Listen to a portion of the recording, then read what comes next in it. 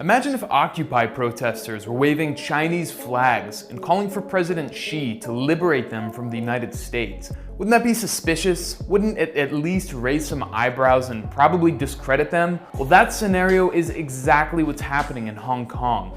Except these masked protesters are calling on President Trump to liberate them from China. And corporate media talking heads, the very same personalities who fixated on phantoms of Russian meddling in US elections, well, they're hailing these masked protesters as pro-democracy. Pro-democracy protesters spilled into the streets. Pro-democracy protesters braving the rain in Hong Kong. Simply seeking liberty and freedom. This is very much a protest led by the people. This is a protest that is spontaneous. It's almost like this pro-democracy talking point used by every single corporate media outlet is part of a coordinated effort. Pro-democracy. Pro-democracy. Pro-democracy. Pro-democracy. But what corporate media won't tell you is that the US government is deeply involved in the unrest gripping Hong Kong.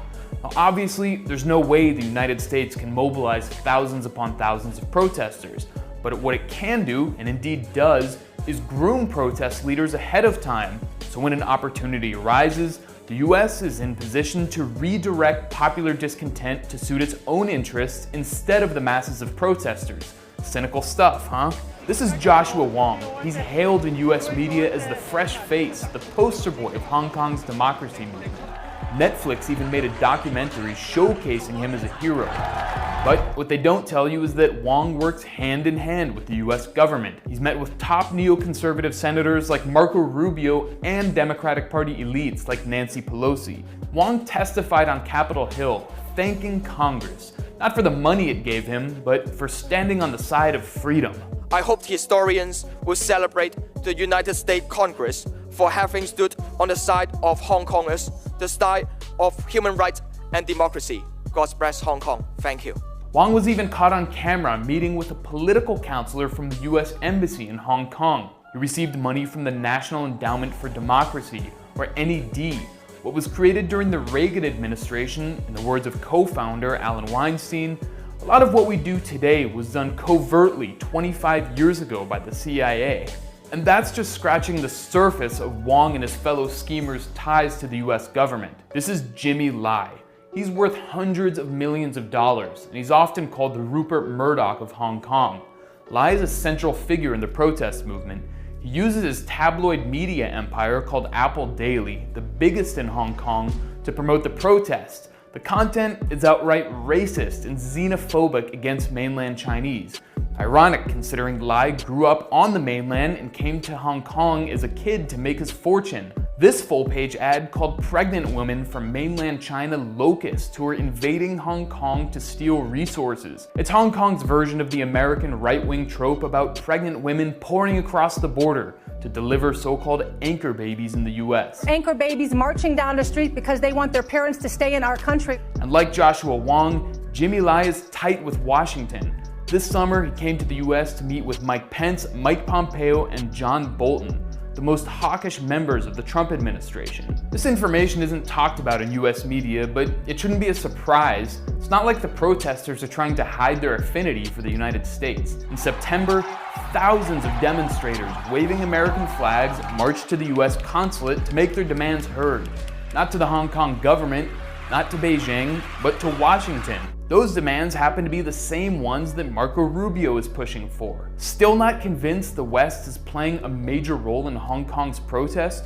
Watch this BBC report from 2014 on the Oslo Freedom Forum. In the basement of this 4-star hotel, human rights activists come to what feels a bit like a school for revolution. According to this report, plans for the 2014 Hong Kong protests, which today's are essentially a continuation of, were plotted long before they started. This may not evoke the spirit of the barricades, but the teaching here is to be successful, to topple a government for good, you have to be organized and to plan meticulously. And activists here have been involved in helping to organize the current protests in Hong Kong. Their plan to put thousands of people on the streets of the territory was in fact hatched nearly 2 years ago. And look who makes an appearance in the video. I'm Joshua Wong, the convener of Scorers. Who else is there? Pussy Riot, the young women who have been embraced by US media for, among other things, screaming profanities in a church to stick it to Putin. And then there's none other than Srđan Popović, the Serbian founder of the regime change mercenary group Canvas.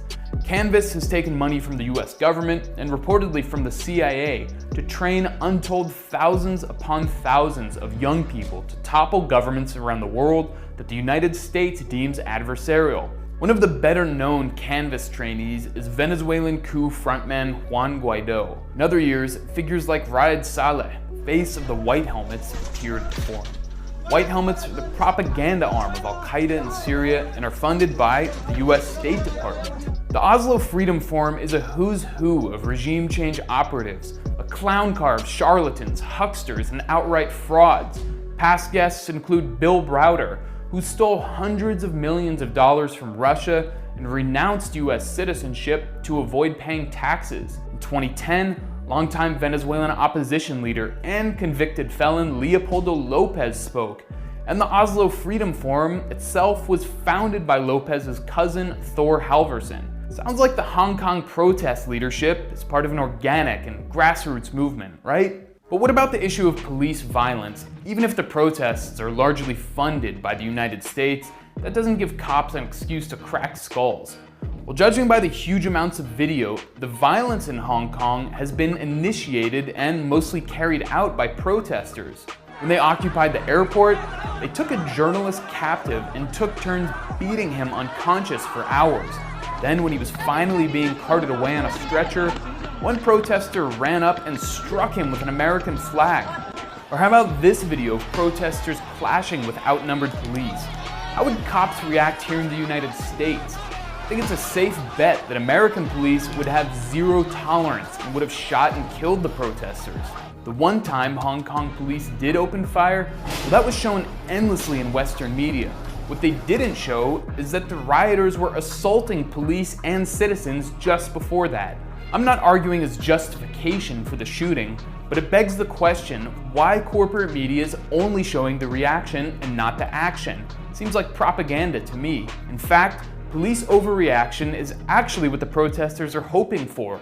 One of them spelled it out in the New York Times, calling it marginal violence theory. It calls for use of the most aggressive, non-violent action possible to push the police and to thoughtfully escalate non-violence. Maybe even resort to violence to push the government to the edge. Watch what Joshua Wong says after he's asked to condemn the violence the protesters have used. I would say that instead of blame or condemn on any behavior of protester, I prefer to find out the solution and through the trial and error process, and to let us to realize that even protester, they will have the incentive or intention to have self-defense or self-protection. But how to use force and also keep and maintain public support is matter for us. As we've seen, the protesters have gone far beyond mild force. Hong Kong's police have been relatively restrained. There have been injuries on both sides, but that's all. There haven't been any deaths. Compare that to, say, the Gaza Strip, where Israeli snipers have shot thousands upon thousands of unarmed protesters and killed 213 Palestinians, including children and medical personnel.